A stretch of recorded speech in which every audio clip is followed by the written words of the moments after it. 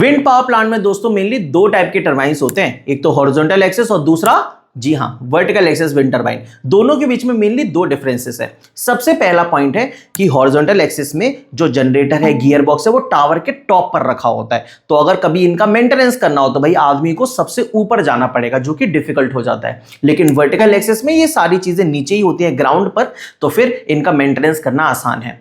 Horizontal axis wind turbine में जो rotor की एक्सिस है और जो विंड की डायरेक्शन है, दोनों एक दूसरे के पैरेलल है। जब एक फिक्स्ड डायरेक्शन से विंड स्पीड आती है तो हमें हमारे रोटर को उसी डायरेक्शन में अलाइन करना पड़ता है, तभी वो अच्छे से रोटेट कर पाएगा। लेकिन वर्टिकल एक्सिस में ऐसा नहीं है, किसी भी डायरेक्शन में विंड आए आपका रोटर हमेशा रोटेट करेगा। तो जब हिली एरियाज पर बहुत अजीब तरीके से विंड फ्लो करती है, जिसको कहते हैं टर्बुलेंट विंड, उसके लिए वर्टिकल एक्सिस को प्रेफर करेंगे, क्योंकि हमें विंड का डायरेक्शन नहीं मालूम। समझ गए?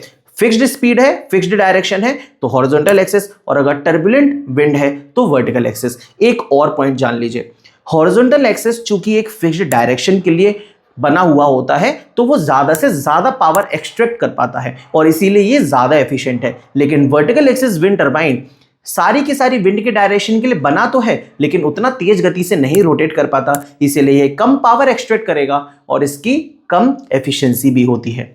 अब आपको ये बताना है कि एक विंड टरबाइन को रोटेट करने के लिए एक मिनिमम कट इन स्पीड होती है, वो कितना है कमेंट सेक्शन में बताइए। और ये शॉर्ट्स पसंद आया है तो लाइक जरूर करिएगा।